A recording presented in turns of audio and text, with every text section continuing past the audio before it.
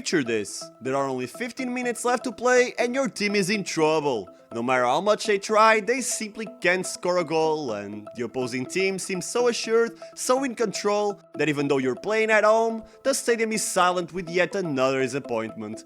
But out of nowhere, you start hearing a roar in the stands, people standing up, and their faces lighting up because they know that their fortune is about to change. Pedro Mantorras is coming on. And as usual, not long after he comes on, he scores the winning goal for his beloved club.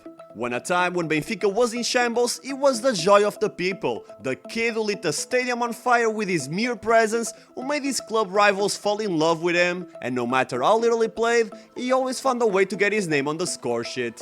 It's extremely difficult to describe to someone who never watched him play, but in a way, he almost felt superhuman. So much so that Barcelona and many European giants wanted to have him on their squad. But Benfica didn't want to sell him, and even though he would receive way more money, he always stayed committed to the Eagles. But in the end, that commitment to Benfica not only destroyed his career, but also his life. But first, let me give you some context. Mantorras was born on the 18th of March 1982 in a war-torn Angola.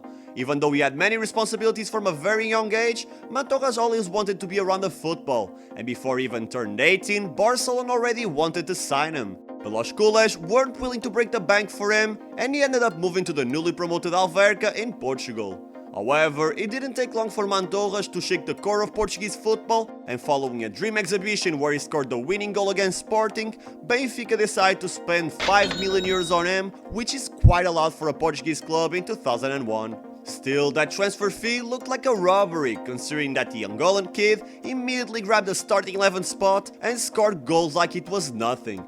Every kid in school, no matter their club, wanted to be like him, and the older fans, they were getting flashbacks from the glorious Eusebio days. The free kicks, the dribbling, the powerful shots, Mantorras really looked like the second coming of the Black Panther. But while that might have looked incredible for a neutral fan, FC Porto, Sporting and pretty much every other club in the league were about to guarantee that the Mantorras show ended before he even got a chance to fully start. Match after match, the story repeated itself. As soon as Mantorras received the ball, every defender would immediately try to take him down, no matter what. He wasn't allowed any breathing space, and the opposing defenders would take turns at marking him, only to injure him before any of them got sent off.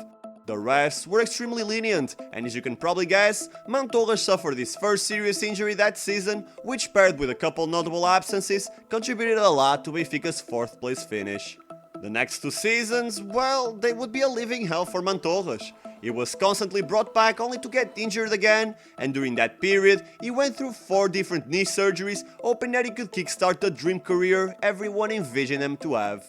He eventually made his triumphant return in the middle of the 2004-2005 campaign, and despite him not being able to play for longer than 20 minutes, he was still the star man in that Benfica squad. It was like I told you in the beginning, Benfica would play atrocious football for 75 minutes, and then Mantorras would come on, inspire the team, lit the stadium on fire, and score the winner. He was a difference maker that year, and with his help, Benfica were able to snatch a league title away from the reigning Champions League winners. It was an inexplicable feat that I've never seen happening in any other club in the world. Mantorras wasn't even fully fit, he was literally a limp player. So if he could be that impactful in 15 minutes, what do you think would happen when he was fully fit? Well, no one knows. As from 2005 until 2007, he was given the same super sub role since no matter how many surgeries or treatments he went through, his knee was never the same. And when Benfica announced the arrival of Oscar Taquara Cardoso for the 2007-2008 season, he completely lost his space in the squad and only played 6 more matches until his departure in 2011. That wasn't the end of his career, as Mantorras was still convinced he could continue playing, just not on Benfica's level. So he went back to Angola and tried his luck with his favorite club from his country, 1º de Agosto. But it wasn't meant to be, and Mantorras soon realized that not only was he incapable of playing football at a high level, but he was also crippled for life.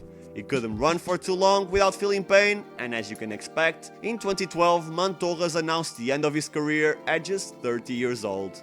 But you see, it wasn't Sporting, Porto or the referee's fault that Mantorras' career was cut short.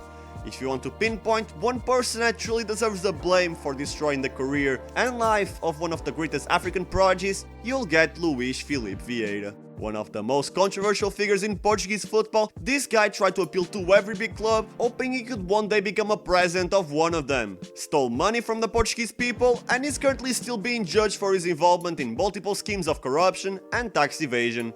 Either way, I gotta give credit where credit is due. He certainly helped Benfica bounce back from the dark ages they lived during the 90s and early 2000s, but he was also a guy that didn't hesitate to use any means necessary to achieve his goals. Since Benfica didn't have many strikers that they could rely on, Vieira forced the doctors to clear Mantorras, even though it was apparent to everybody that he needed more time to recover. Mantorras went through rush treatments, he was given injections to mask the pain, only to appear that he was still that player worth 90 million euros. Benfica knew that he wasn't the same anymore, but they wanted to profit while they still could. In the end, they not only failed to do so, but they also ruined the life of the kid who just wanted to play football. As nowadays, at 41 years old, Mantorras still feels pain in his day-to-day life, and the limp he had because of his knee injury never went away. The mental and physical anguish he endured throughout his career, along with the lies he was told, all seem to have amounted to nothing. Nowadays, he is virtually unknown to non-Portuguese viewers. Yet this video can hopefully shed more light on Mantorras, a man whose life story stands as yet another example of how greed and a lack of values can tarnish the careers of footballers. Thank you for watching till the end. Leave a like so I know you want to watch more content like this, and subscribe to Throne FC to never miss the most interesting football discussions, stories, and top 10 lists.